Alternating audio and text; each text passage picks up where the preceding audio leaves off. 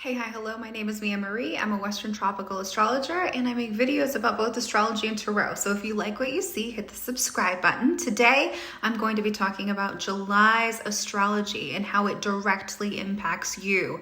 Now, to begin with, the general energy. July is going to be a month of slowing down. If you follow other astrologers, I'm sure they've said the same thing. And the reason why is we have so many planets in retrograde. Now, when you hear retrograde or when you see it on social media, people like to put the emphasis on revisit, revise, restart, and all those things are true.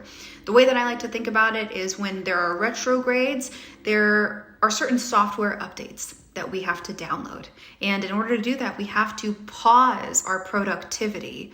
And if we attempt to interrupt the software update, it could fuck it up in one way or another.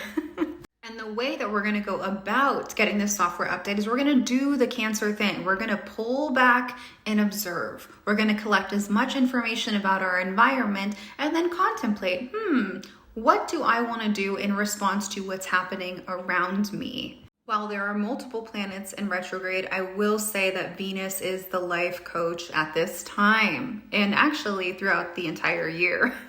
And what she does is she goes, okay, what do you value and why do you value it? You have a set of values and morals, I suspect.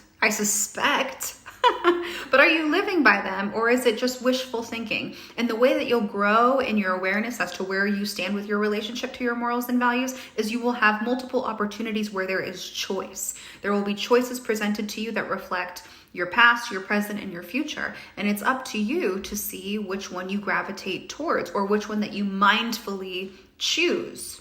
And these kinds of conversations, these choices that we're being presented with are important because in the middle of July, we have the South Node sliding back through Libra. And that means that we are going to be called out aggressively for all the ways in which we are codependent or over-reliant on others to the point where we will willingly sacrifice our identity, our courage, and our authenticity to be a part of a group or to be in connection. No matter how fake and phony it is. So without further ado, let's see where this is happening for you. Taurus rising. On July 1st and 2nd, we have really feel-good energy. We have Jupiter in the first, right next to the North Node, making a sextile aspect to the Sun and Cancer in your third house. This can feel like you've been working on something privately, creatively, behind closed doors, and you're just about ready to release it. It's just about finished, but not quite yet. With the North Node touching the ascendant, this feels like a very fated, karmic, pivotal moment in your life. You also have Pluto just about conjunct your midheaven. I sense that whatever you're working on is major and big, and it's going to transform the way that you show up in the world and the way that you show up in your day-to-day life. On July 3rd, we have the full moon in Capricorn. This is really great energy. If you don't know what the full moon is about, I made a full video about it, but this is happening in your 3rd and 9th house, which means that you're stepping away from needing to find answers and you're more focused on the questions that you're asking. You're moving away from a world perspective and trying to narrow in on what is happening in your immediate environment. You may have more questions about how the world works or as you're taking on this new creative endeavor, but you're releasing any beliefs potentially around going to school, getting a degree. You're not really wanting to go deep anymore to be a master or a professor of anything. You are wanting to be the student of life. The full moon is making a square aspect to the nodes, and the nodes are sitting in pretty important places in your chart. I think that there's something happening in the external world that's rousing an emotional response from you, and you're using that friction and that resistance to change your perspective in a positive way. I think it's humbling, but it's also correcting any misalignment. From July 1st until July 9th, we have Venus and Mars in a conjunction in your 4th house. This can be needing to build up the courage to assert yourself as it relates to you and your family. You can be getting into tiffs with your family members or people that you live with. The home can feel kind of chaotic, theatrical, and dramatic. Everyone is putting on their best performance, trying to get that Grammy. But also Venus is right there too. So I see you recognizing childlike behavior for what it is. You can also be exhibiting childlike behavior yourself. It just feels like a time where everyone wants to be appreciated and acknowledged, but it's just chaos. On July 10th, two things happen. The first is Mercury moves into Leo. Again, an emphasis on home, family, psychology. You could elect to see a therapist. You could be needing to talk about your emotions more. You might be needing more support. But the way that I see this manifesting is that you're holding the microphone. You have something to say. You have something to announce to your family. It just feels like everyone is looking for your message or your phone call. Simultaneously, we have Mars moving into your 5th house. This brings a little conflict into your situationships or relationships that lack a title, but a lot of passion. People can be particularly picky at this time.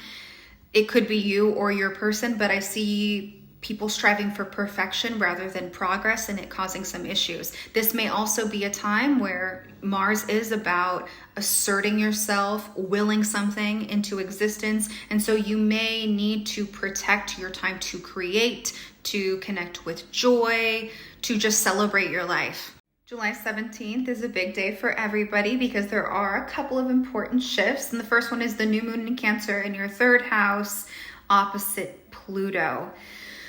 This is a moment where we are releasing our emotional baggage that gets in our way and prohibits us from seeing things clearly and through the lens of love. So as you release your emotional burdens, the universe seems to bless you with this feeling of I am safe, I am loved, I am nurtured, but it's opposite Pluto at the same time. So there is some emotional intensity that you can't quite put your finger on, so keep your feelers out. Also on July 17th, you will feel a huge energetic release because the nodes are finally moving out of your 1st and 7th house, your house of identity and your house of partnerships. They're shifting into Aries and Libra. And so with the North Node going through your 1st house, this is going to last a year, and I'll probably make another video about this, but you're going to get really clear on all the ways in which you self-undo or self-destruct, self-destroy, any obsessive habits that you have, any secrets that you hold. All of those things are coming to the surface. At the same time, you may find in your day-to-day routine that you fall into codependent behaviors where you are hiding yourself or shape-shifting to be socially accepted, to feel as if you are connected to someone or something. Life is calling out codependency at this time in whatever shape and form it shows up for you.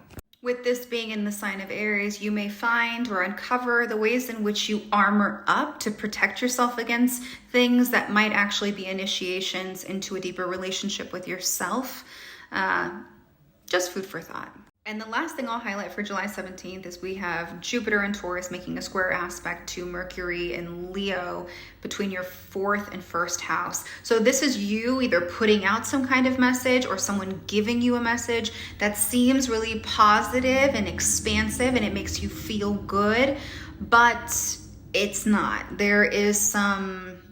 Jupiter is the planet that is the size of all the other planets combined, but it's filled with nothing but hot air. So although this message is sent from a place of like good intentions and goodwill, it is not grounded and it will not last the test of time. I would not entertain whatever message you receive on this day. And because it's happening in your 4th house, I would suspect that it's something between you and family. Okay, next. On July 22nd, the sun finally moves into Leo. The sun loves being here because Leo is all about the things that the sun loves. It wants to be big and warm and inviting. It wants to have that gravity in a room. And speaking of gravity, you will have a gravitational pull towards being at home. This is your personal winter. This is a time where you are going to be extremely introverted. But at the same time, you are going to be the star of the show behind the scenes because, you know, this is your 4th house, the sun being here, you are the thing that everyone is rotating around. Now, on the same day, Venus also goes retrograde in Leo. So it could feel like as all of these things are happening, people from your past, people in your family who you would rather not talk to are trying to make their way into your private life. And you may be reassessing your morals, your values, if you're operating from that space or if it's just wishful thinking. As I said in the beginning, Venus is the life coach specifically of this season. And so your focus will be on connectivity and disconnectivity between either chosen family or family.